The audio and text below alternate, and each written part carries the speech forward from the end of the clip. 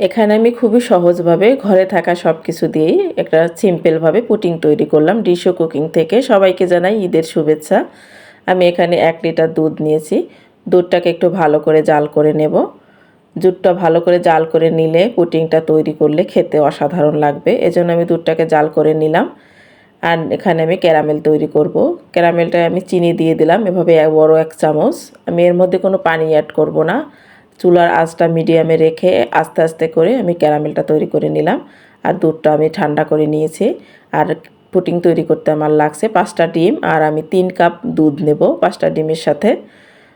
এখানে আমি ডিমগুলো একটু ফেটে নেব। সব ডিমগুলো একটা বাটিতে আমি ভেঙে নিলাম। এখন এর মধ্যে আমি চিনি দিয়ে দেব।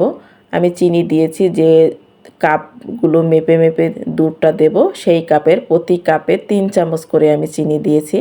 এখন আমি একটু ভালো করে ডিমগুলো ফেটে নেব। ডিমটা ভালো করে আগে ফেটে নিলে ভালো হয়। ডিমটা ফেটা হয়ে গেছে। এখন আমি দুধটা দিয়ে দেব এর মধ্যে।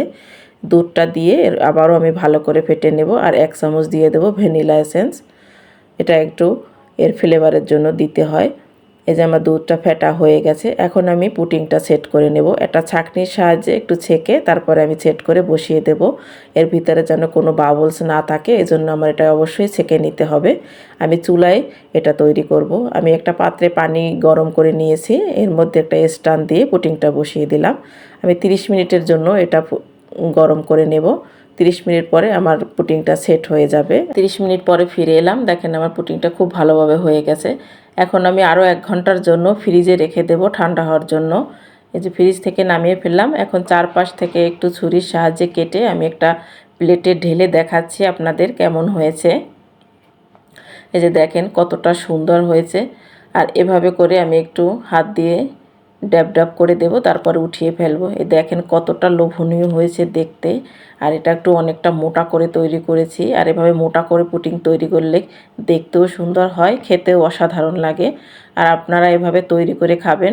আর এভাবে সুন্দর সুন্দর ভিডিও পেতে আমার চ্যানেলটাকে অবশ্যই সাবস্ক্রাইব করে আমার পাশে থাকবেন। আর অবশ্যই আমাকে কমেন্ট করে জানাবেন আমার পুডিং তৈরি কেমন হয়েছে। এই তো এখানেই শেষ করলাম। আপনারা ভালো থাকবেন, সুস্থ থাকবেন। আপনাদের সুস্থতা কামনা করে সবাইকে জানাই ঈদ মোবারক, ঈদের শুভেচ্ছা। আল্লাহ হাফেজ।